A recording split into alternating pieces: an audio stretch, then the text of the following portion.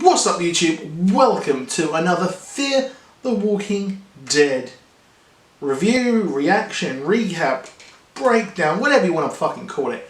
It's Fear the Walking Dead. So, last episode I really actually loved. Funny enough, I never thought I'd say that.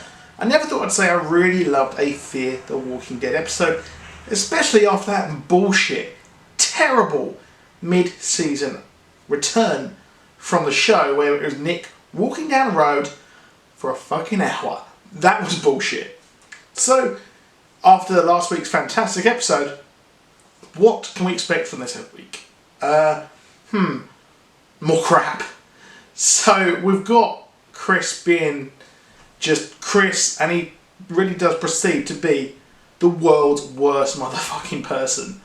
Now, he is a gigantic douchebag.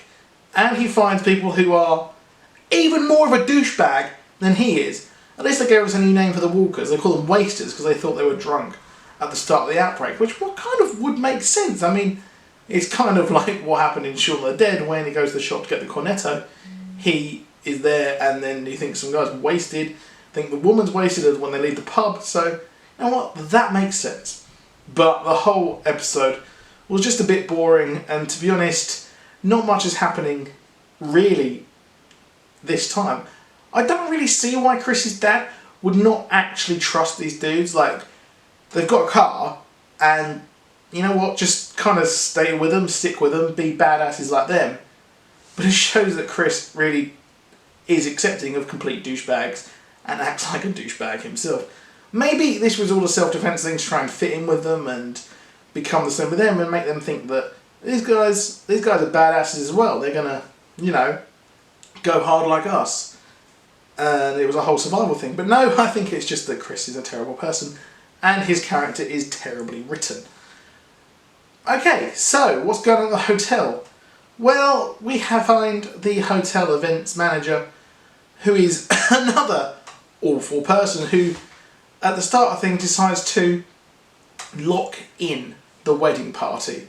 Now, why, at the height of this whole outbreak, did they decide to, one, have a wedding, and two, book out the whole hotel? Why were people not staying at home? I don't understand that at all. And also, how did the kid see someone through that door as well? That doesn't make sense. I don't really get that, to be honest. But, you know what, this is the way it's going. They've got to look for her mother. And, well, that's that. One thing also I didn't get is the wedding party, the people who have survived that whole lock-in, were incredibly close to the infected. So how the fuck did they actually get out of that events room? It just doesn't make sense to me personally. And it seems very convenient that, we want to have, like, the people survive from this wedding party so they could hate on Elena.